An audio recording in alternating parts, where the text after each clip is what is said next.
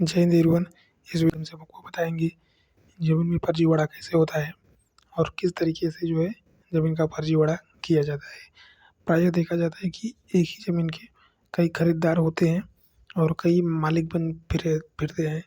जैसे कि अगर कोई भूमि हो गई तो उस भूमि की जो है काफ़ी बार रजिस्ट्री को देखने को मिलती है। ऐसा प्रायः शहरों में देखा जाता है। ये सब चीज़ जो है ग्रामीण क्षेत्रों में बहुत ही कम देखने को मिलता है। तो आपको बताएंगे किस तरीके से जो है फर्जीवाड़ा होता है। मान लीजिए कि जो है यह जो है एक व्यक्ति हो गया, ठीक। यह एक व्यक्ति हो गया, इसने जो है प्रथम व्यक्ति को जो है जिसने जो है रजिस्ट्री की, और उसने रजिस्ट्री मान लीजिए कि 2 तारीख को जो है इसने रजिस्ट्री की, या 2 अप्रैल, 2 मई, 2 जून, कुछ भी आप डेट उसको मान सकते हैं। मान लीजिए कि उसने आज की डेट में मान लीजिए कि उसने जो है 25 जो है अप्रैल, 25 मई, 25 जून, कुछ भी मान लीजिए कि 25 तारीख को जो इसने रजिस्ट्री की।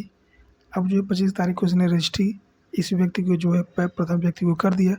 ऐसे कंडीशन में क्या करेगा कि जब रजिस्ट्री होता है तो जो है इसमें दाखिल खारिज करवाना होता है। अब जो है दाखिल खारिज 3 महीने के अंदर जो है करवा लेना होता है। अगर 3 महीने के अंदर जो रजिस्ट्री जो हुई है उसका अगर दाखिल खारिज अगर नहीं होगा तो उसका मालिक जो है, ये जो व्यक्ति जो है नहीं भर पाएगा। सिर्फ रजिस्ट्री कराने से वो व्यक्ति जो है इसका मालिक नहीं होगा। जो खतौनी होगी, खसरा होगा, वो सब चीज़ अभी भी वर्तमान में जो बेचने वाला व्यक्ति होगा उसके नाम पर होगा। अब ऐसी कंडीशन में फर्जीवाड़ा क्या करता है कि 3 महीने के अंदर उसने इसको बेच दिया, फिर दूसरे व्यक्ति को बेच दिया, फिर तीसरे व्यक्ति को बेच दिया। अब तीनों का जो है दाखिल खारिज तो उसने किया नहीं है। अब तीनों की रजिस्ट्री हो गई है। अब मान लीजिए कि ज़मीन प्लाटिंग में है, एक प्लाट का 3 व्यक्ति के नाम पे जो है कर दिया, या फिर एक बीघे जो है 3 व्यक्तियों के नाम पे कर दिया। अब जब कब्जा करने जाते हैं तो ये व्यक्ति जो है तीनों व्यक्तियों से पैसा लेके फरार हो जाता है। कब्जा किसी को नहीं मिल पा रहा है क्योंकि तीनों ने पैसा लगाया है। अब तीनों जो है ज़मीन पे कब्जा चाहते हैं, रजिस्ट्री तीनों के नाम पे है, अब पैसा तीनों ने दिया है। अब जो जिसने बेचा है वो तो फरार है। तो ऐसी कंडीशन में फर्जीवाड़ा यहीं से स्टार्ट होता है। जब भी भविष्य में अगर आप ज़मीन लें या ज़मीन लिखवाएँ तो वहाँ पे जो है रजिस्ट्री करवाते समय ये ना समझे कि आपके नाम पे ज़मीन हो गई।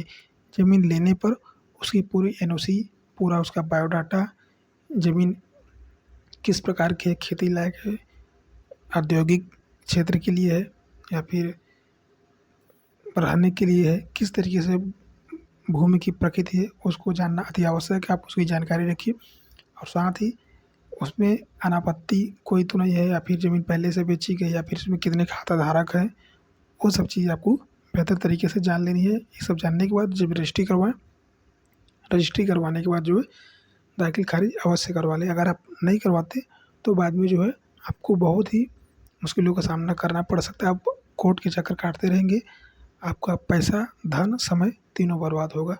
लास्ट में आपको या तो समझौता करना पड़ेगा या फिर ज़िंदगी भर जो है केस के चक्कर में आप घिसते पिटते रहेंगे। तो आई होप आप लोग समझ पाए किस तरीके से जो है ज़मीन की फर्जीवाड़ा होता है। इस तरीके से जो है लीगल नॉलेज हमारे चैनल पे मिलती रहती है, अपलोड करते रहे चैनल पे। लीगल अपडेट के लिए हमारे साथ बने रहिए। मिलते हैं नेक्स्ट वीडियो में, तब तक के लिए जय हिंद, जय भारत।